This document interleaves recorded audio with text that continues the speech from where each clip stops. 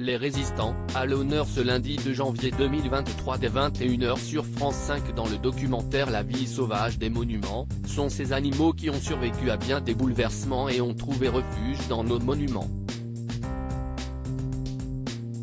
Alors, faut-il regarder ce programme qui leur fait la part belle?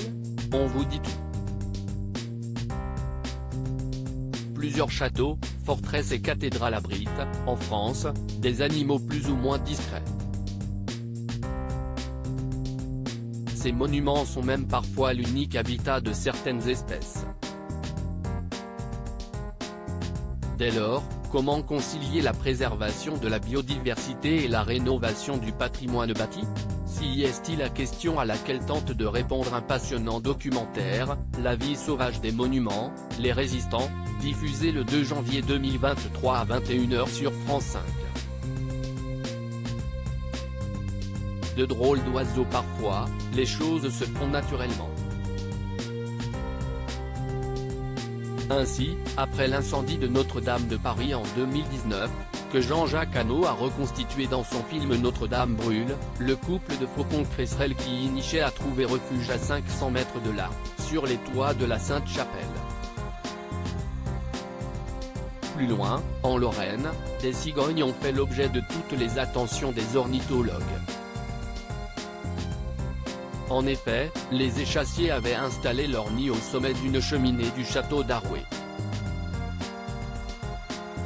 Si la propriétaire de la demeure se dit enchantée, car une superstition prétend que cela porte bonheur, elle n'est pas moins préoccupée car la construction pourrait être endommagée sous leur poids. Et quand on sait qu'un nid de cigogne peut peser jusqu'à 400 kg, on comprend son inquiétude. Difficile de trouver le bon compromis, explique-t-elle face aux caméras. Le dernier refuge d'espèces menacées. La situation est plus délicate lorsque le monument est l'unique lieu de vie de certains animaux et que le moindre changement dans leur environnement peut s'avérer fatal. Si est le cas au château d'If, qui abrite un lézard de la famille des geckos, le philodactyle d'Europe. Ce minuscule reptile a trouvé refuge dans les anfractuosités de la forteresse. Problème, l'édifice décrépit nécessite de grands travaux de restauration qui impliquent de reboucher tous les interstices où il vit. L'enjeu est de taille car cette espèce protégée pourrait disparaître définitivement de France. Le cas est analogue dans les arènes de nids moulots qui s'infiltrent partout menacent la stabilité de l'édifice.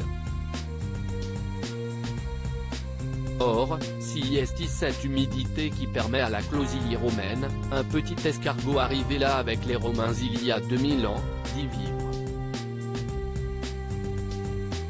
Les travaux visant à rendre étanches les arènes représentent donc un réel danger pour l'inoffensif gastéropode, d'autant plus précieux qu'il ne vit nulle part ailleurs en France.